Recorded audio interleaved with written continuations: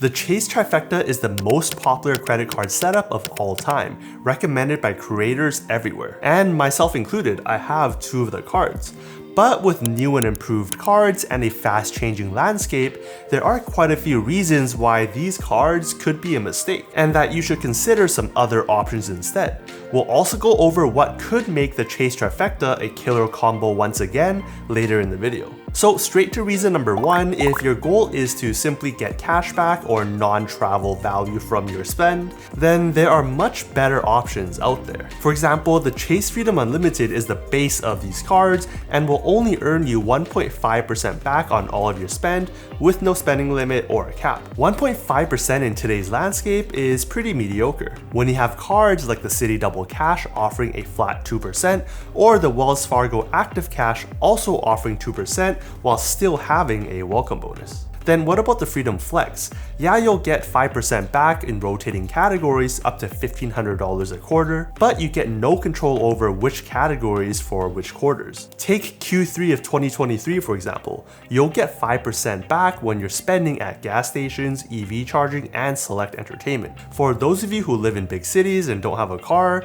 then 2 of the 3 categories here mean nothing to you. For me personally, I have an EV, so I'll either charge at home or at work, so the extra points in EV charging doesn't really matter to me. But even if it does, the cost of charging an EV is a fraction of the cost of filling up gas, so even with the extra points, it wouldn't really move the needle. The one interesting one though is the live entertainment, where in Chase's FAQ says that it includes in-person entertainment like sports, attractions like zoos and aquariums, concerts, tourist attractions, and more. If you tend to spend a lot in these categories, then this card might be for you, but remember this card will charge you a 3% foreign transaction fee, which means if you're buying tickets to tourist attractions but they're overseas, then it really cancels out and doesn't really make it worth it. On the other hand, you have cards like the Citi Custom Cash that will also give you 5% back in different categories, but are more flexible and give you more control. With a cap of $500 every month, you get to basically decide which category you want to have 5 times points in, whether it be restaurant, gas and groceries, to travel, transit, and even live entertainment.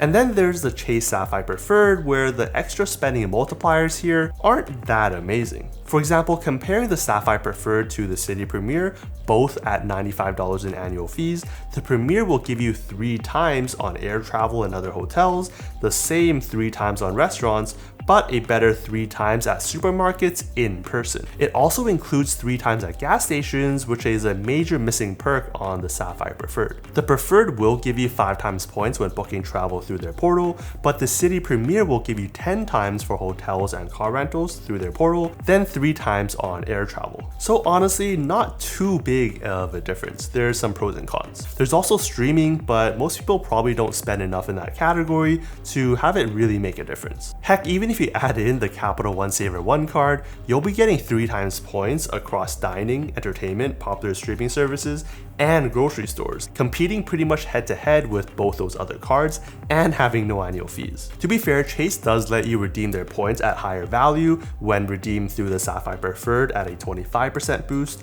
or the Sapphire Reserve at a 50% boost, but only when you're booking through the Chase portal. That would, for example, boost your 1.5% back to 1.875 or 2.25% depending on which card you have. Not a major difference though, given the extra steps you need to take and the much more narrow redemption option. But speaking of all these multipliers, reason number 2 for avoiding the Chase Trifecta is the heavy overlap between all the cards. A credit card trifecta is usually a setup because they each complement each other in their different strengths. And although the Chase Trifecta does do that to an extent, with the Freedom Unlimited giving the 1.5% base, the Freedom Flex giving you 5% in rotating categories, and then the Sapphire Preferred unlocking more value for all of those points, most of their other benefits overlap with each other. Take a look at this chart. On the left, you'll have the different categories that have special multipliers across all of the different cards, from your travel categories through dining, groceries, and of course the everything else category. Then the darker cells represent where each of the different card specialties lie. Booking travel outside the portals, online groceries, or select streaming,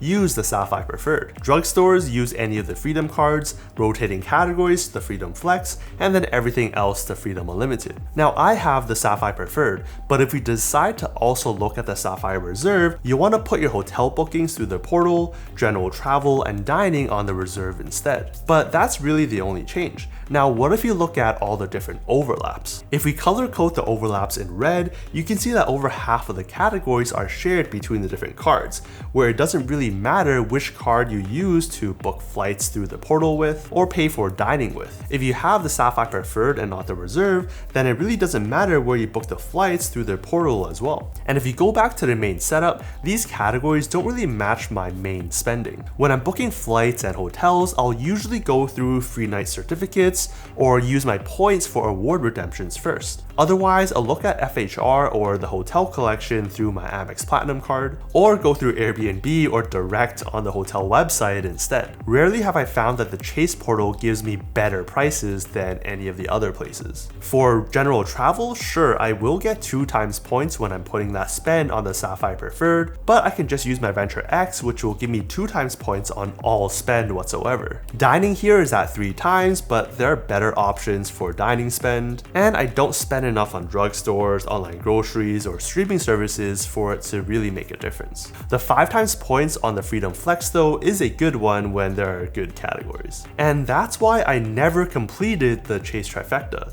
It just doesn't really match my main spending, and there's way too many overlapping categories between the cards. I have no use for the Freedom Unlimited because other cards cover that base, like the Venture X or the Ink Unlimited. The Freedom Flex is only for those 5 times categories, and the Sapphire Preferred is just there to help unlock more value from my Chase points. Alright, reason number 3 are the very complex or niche ways to squeeze value out of these cards. Pretty much everything else besides the $300 on the Sapphire Reserve, which is easy to use. For example, take the $50 hotel credit on the Sapphire Preferred. At first glance, it might seem great, and that would help you reduce your annual fee from $95 to an effective $45. But there's more than meets the eye. First, you gotta use this towards a hotel purchase booked through the Chase portal. Remember how I mentioned earlier that Chase rarely gives me the best prices when compared to all other methods? Maybe you have other credits like the $300 travel credit on the Venture X,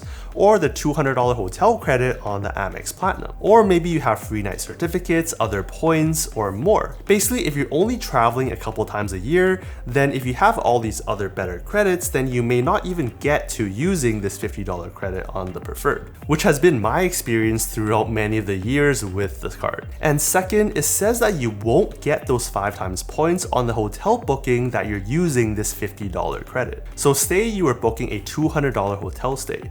With the 5 times points, you would have gotten 1,000 points, which would be worth at minimum $10, or if you're using those points through other means, maybe $20 of value. Either way, that means you're actually diminishing the value of the $50 credit and not actually saving that much more money. Then what if we take a look at the partner benefits?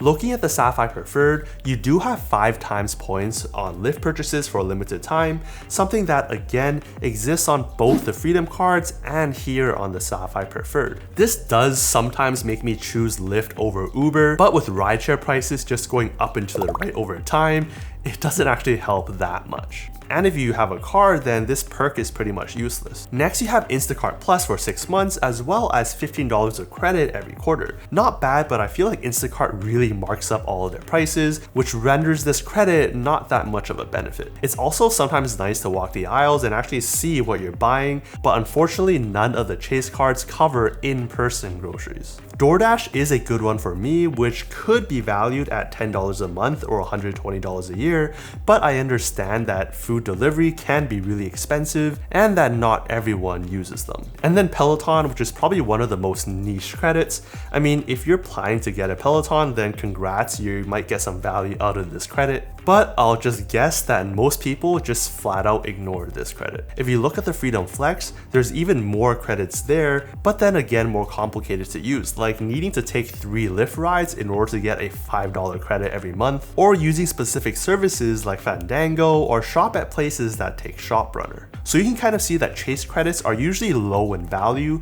and spread across multiple months or different companies. If they fit your lifestyle, then by all means go for the Chase Trifecta. But for others, if you really take a close look at how all these credits fit your use cases, or more importantly, how much mental effort is required to make sure you're squeezing all the value out of these cards, you might have some second thoughts. Which brings me to reason number 4 why you should avoid this setup is, well, this setup may not be the best for most people, and I'll explain. So there are usually 2 types of people in this world. Ones who want it very simple and just get decent value for their spend and not have to think about it one bit, versus ones who want to maximize the value they get from their spend no matter how complex it is. And then I guess there's a third type who hates debt and uses cash for everything. Don't be that person. If you're on the simple side of things, then is a 3-card setup with complex credits really that simple? Simple also usually means cashback, and like we mentioned earlier in the video,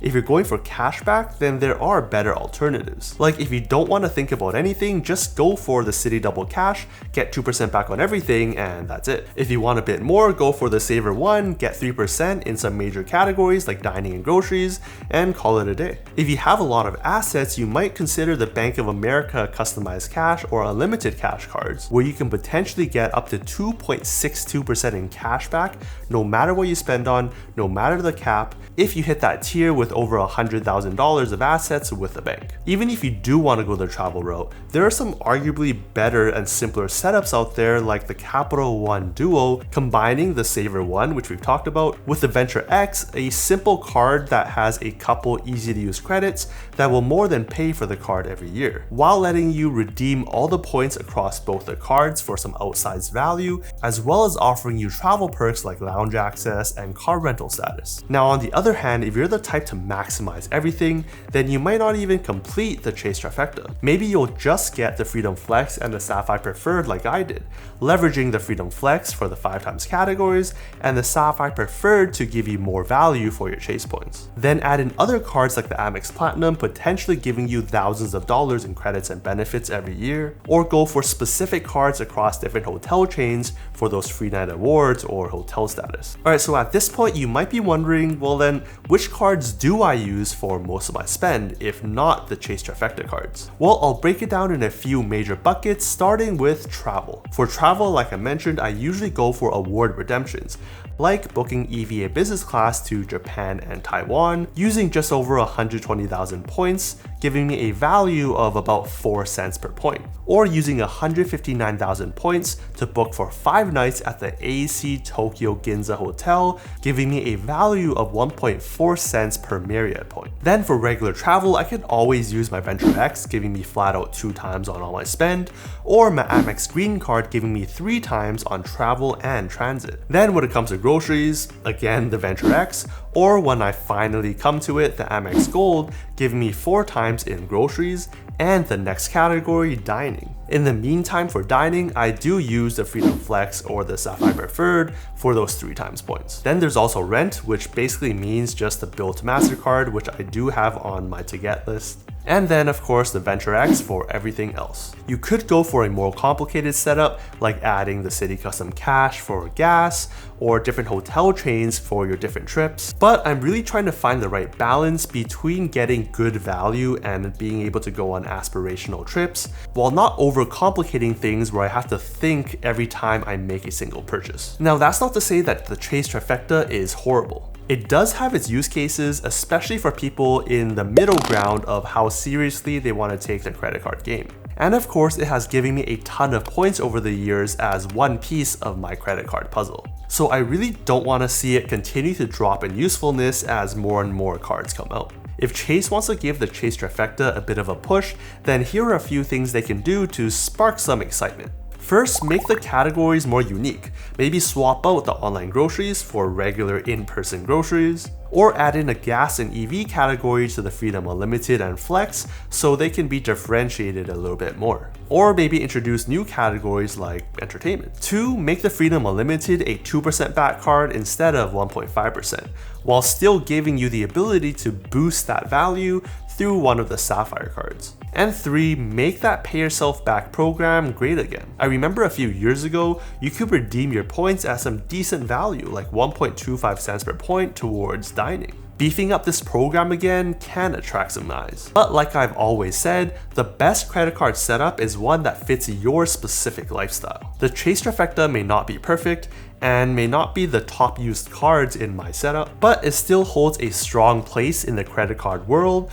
for now. Personally, I'm in the camp of maximizing the value I get for all of my spend without going overboard. And so check out how I would build my credit card setup from scratch without using the Chase Trifecta cards or cards that I've had in the past. See you over there.